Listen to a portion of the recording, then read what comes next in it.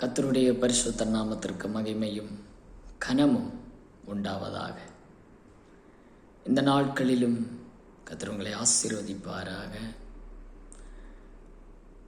The short and sweet message நாம் பார்க்கும் பொழுது மார்க்கு சுவிசேஷம் அதனுடைய 8ஆம் அதிகாரம் 1 முதல் 7 வசனங்களை பார்க்கும் பொழுது அங்கே சொல்லப்பட்டிருக்கிற காரியங்கள், அங்கே சொல்லப்பட்டிருக்கிறதான விஷயங்கள் மிகவும் ஆண்டவர் இன்றைக்கு பேசின காரியம் மிகவும் அற்புதமாக இருந்தது.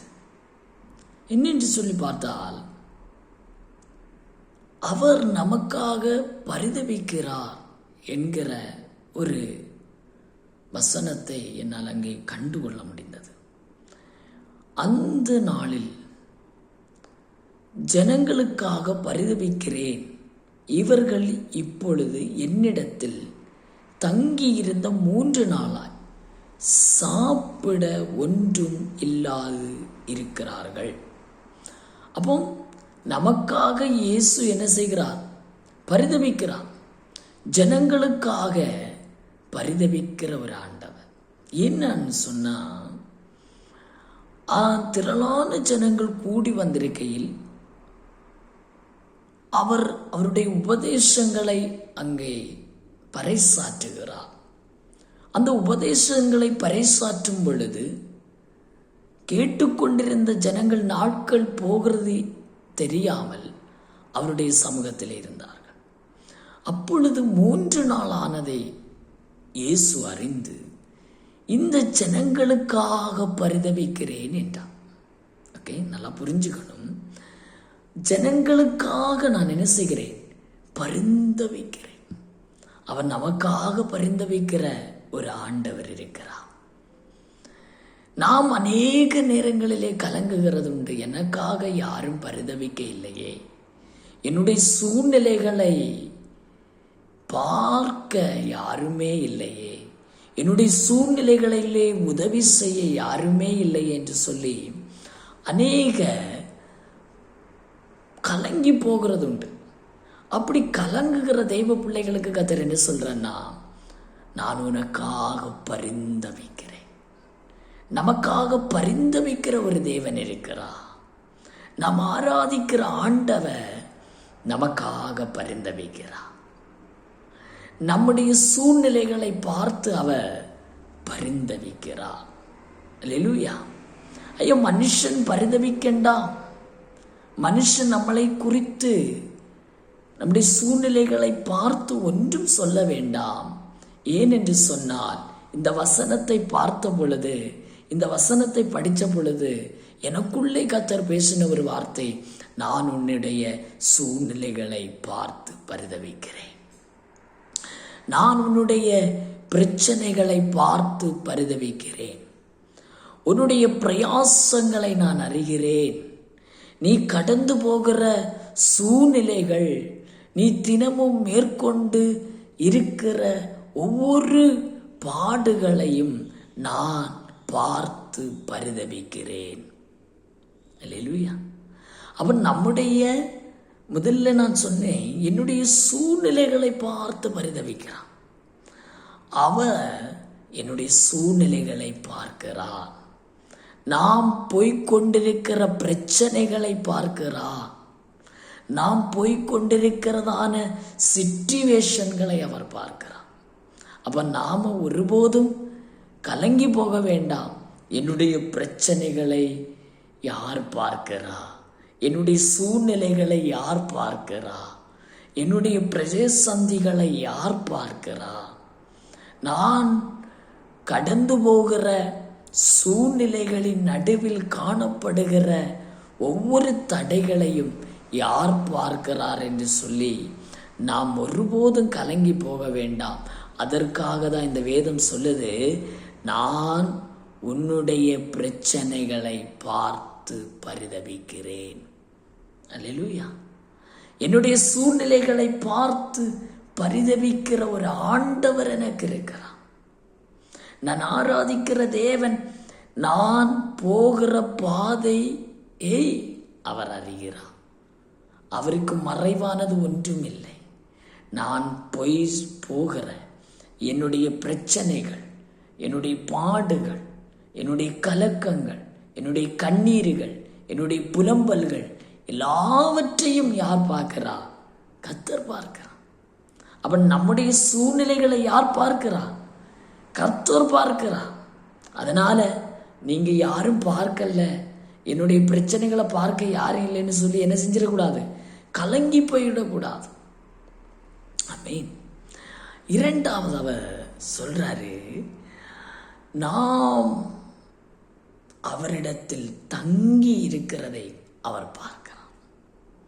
நாம் அவரிடத்தில் தங்கி இருக்கிறத அவர் பார்க்கிறார். இங்கே இந்த ஜனங்கள் தெய்வ சமூகத்தில் எத்தனை நாட்கள் தங்கி இருக்கிறாங்க? சாப்பிடாம 3 நாட்கள் தங்கி இருக்கிறாங்க. ஆமென். இந்த 3 நாட்களை அவர் பார்க்கிறார். அவர் ஜனங்களின் தங்கி இருத்தலை பார்க்கிறார். நீ தேவ சமூகத்தில் எத்தனை நேரம் காத்திருக்கிறாய் என்பதை அவர் பார்க்கிறார். நாம் எவ்வளவு நேரம் ஒவ்வொரு நாளும் தேவனுடைய சமூகத்தில் காத்திருக்கிறோம், அவருடைய பாதத்தில் தஞ்சமாயிருக்கிறோம் என்பதை அவர் பார்க்கிறார். எந்த காரியத்தின் நிலைக்காக நீ தங்கி இருக்கிறாயோ, எந்த சூழ்நிலைகளின் நிலைக்காக நீ தங்கி இருக்கிறாயோ அதை கர்த்தர் பார்க்கிறார். அல்லேலூயா. சில வேளை அநேக சூழ்நிலைகளுக்காக, அநேக பிரச்சனைகளுக்காக, அதிலிருந்து ஒரு ஓய்வு உண்டாகுவதற்காக, அதிலிருந்து ஒரு விடுதலை உண்டாவதற்காக அநேகர் தங்கி இருக்கிறார்கள். தேவ சமூகத்தில் தஞ்சமாய் இருக்கிறார்கள். ஆண்டவரோடு இருக்கிறாங்க. அப்பா, எனக்கு ஒரு விடுதலை வேண்டும் என்று அவர்கள் தங்கி இருக்கிறார்கள்.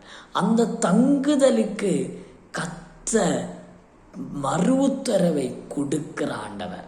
அவர் அற்புதங்களை செய்கிறவர், அவர் அதிசயங்களை செய்கிறவர். நாம் இன்னைக்கு எந்த காரியங்களுக்காக அவருடைய பாதத்தில் தங்கி இருக்கிறோமோ அந்த தங்கி இருத்தலை அவர் நமக்காக பார்க்கிறார். ஆமென். எப்படிப்பட்ட அமேசிங்கான தேவன் பாருங்க. முதல்ல பார்க்கும் பொழுது அவர் நமக்காக பரிதவிக்கிறார். இரண்டாவது பார்க்கும் பொழுது அவர் நம்மை பார்க்கிறார், நம்முடைய தங்கி இருப்பதை பார்க்கிறார், நம்முடைய சூழ்நிலைகளை அவர் பார்க்கிறார்.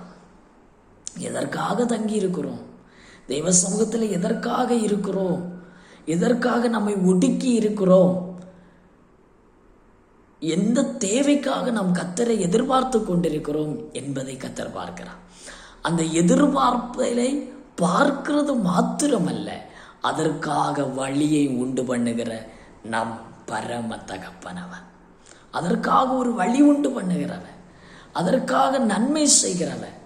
அந்த தங்கி இருத்தலை, எந்த விஷயத்தில் தங்கி இருந்தாயோ அந்த விஷயத்தை நமக்காக கர்ச்சிதமாய், நமக்காக நன்மையாய், நமக்காக செம்மையாய் அதை செய்து முடிக்கிற ஆண்டவர். அல்லேலூயா, அல்லேலூயா. அப்படிப்பட்டவரிடத்திலே நாம் தங்கி இருக்க வேண்டும். நம்முடைய தங்கி இருப்பதலை நாம் வீணென்று ஒருபோதும் சிந்திச்சிடக்கூடாது.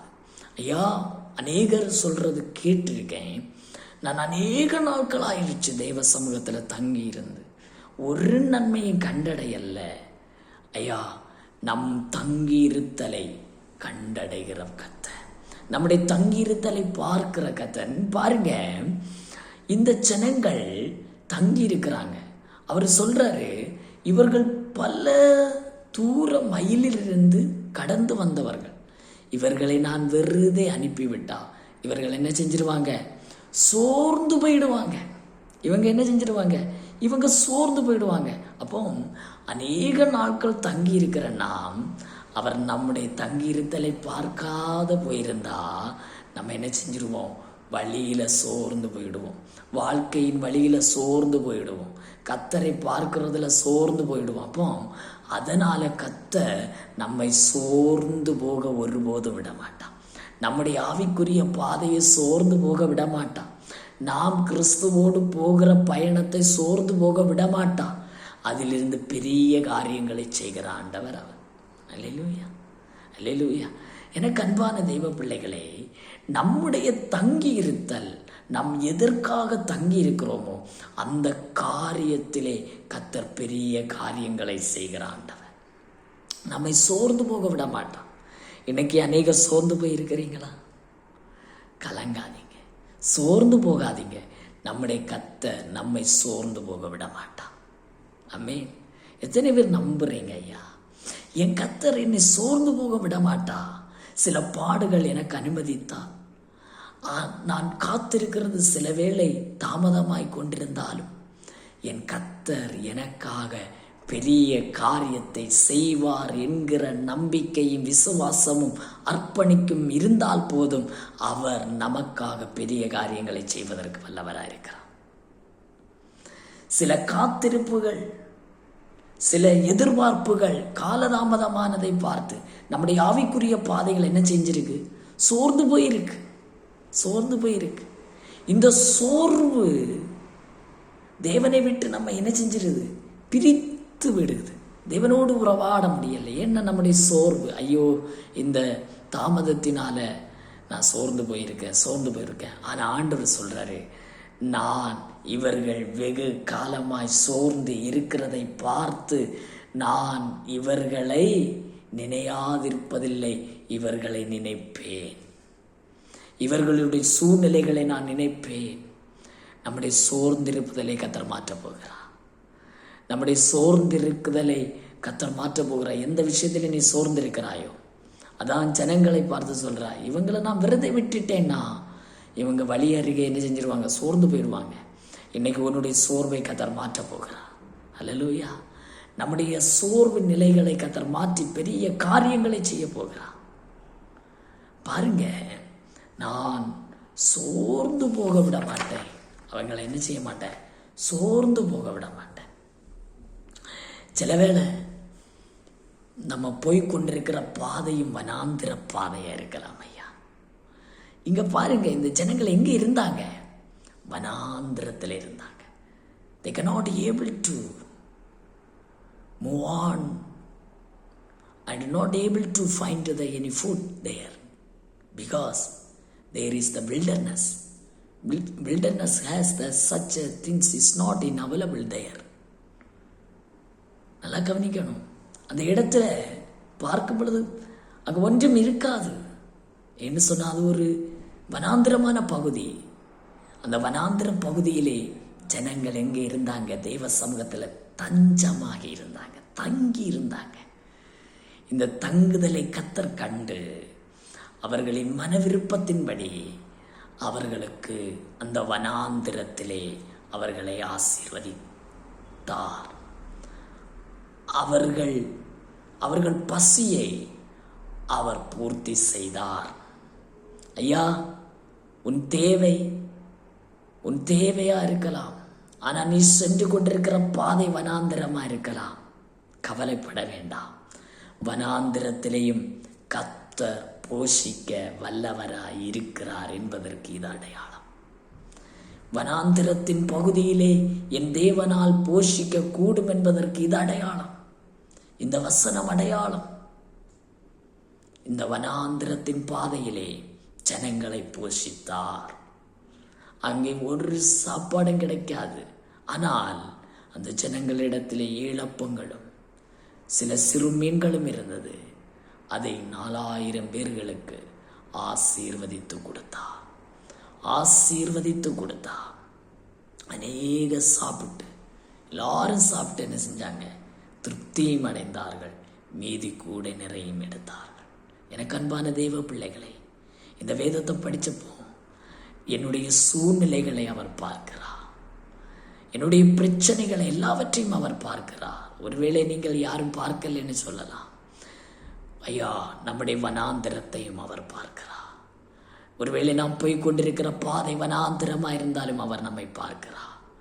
ஒருவேளை நாம் போய் கொண்டிருக்கிற பாதையிலே இதிலே யாரும் எனக்கு உதவி செய்ய முடியாது என்று சொல்லுகிற சூழ்நிலை இருக்கலாம். வனாந்திரத்தில் யாரை தேடினாலும் கண்டடைய முடியாது. ஐயா, எந்த வழியை பார்த்தாலும் பார்க்க முடியாது ஐயா.